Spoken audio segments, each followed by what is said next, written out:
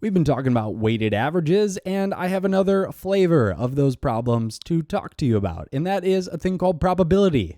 So I have this curve here, y is equal to 1 minus x squared, and let's say we take the area under this curve. So this whole region under this curve bounded by the x-axis, and we were to choose a point at random in that region. So we could say that's x comma y, point chosen completely at random in this region here. We're interested, what are the chances, so what's the probability that we end up choosing a point that is in this region here, in blue? What is the probability of that? And this is going to be x is equal to 1/2. So what's the probability that a point chosen in this region here, under this curve, has an x value greater than 1/2? So let's see that. Let's see that play out. So we're going to write the probability. Again, we're just writing out what we said, the probability that our point chosen at random has an x value greater than 1/2.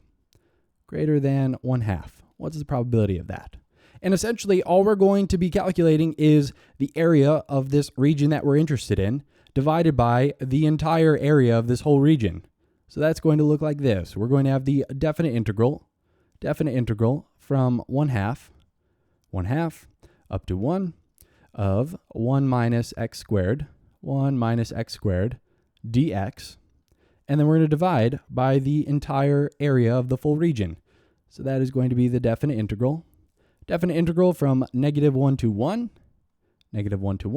of 1 minus x squared dx.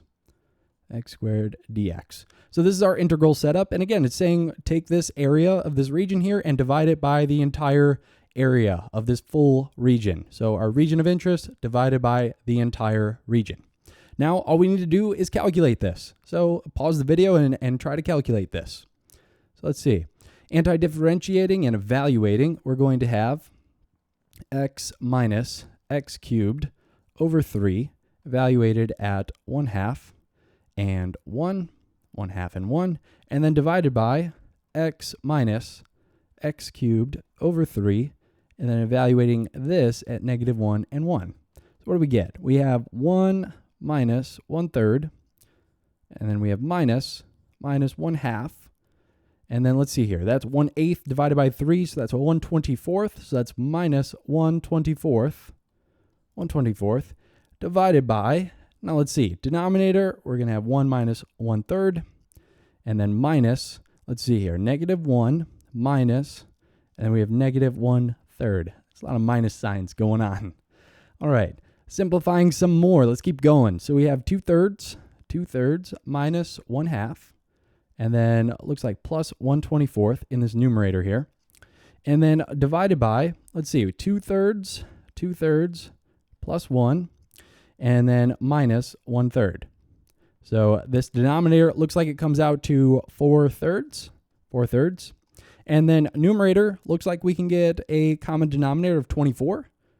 So we can get 24 going here, and then we're going to have 16, and then we're going to have minus 12, and then plus 1.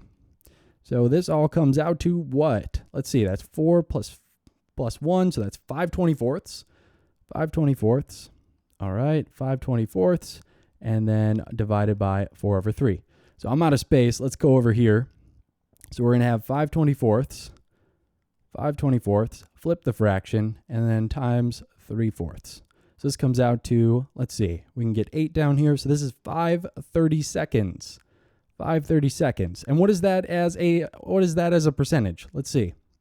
What is 5 divided by 32? So 0.15625. 0.15625. And as a percentage, this is 15.625%. So you choose a point at random, and the chances that you're going to choose a point in this region that we're interested in, that you have a 15.625% chance of that. And maybe if that's connected up to a wager, well, that is the chance of you winning. So good luck. But really, what I wanted you to see is we're really just taking the area of the region that we're interested in and dividing it by the entire region that we have access to. And this could be any other region. So you could look at other regions in here. It doesn't have to be this one. In the next video, I want to show you that this really is a weighted average calculation. So you'll see that in the next video.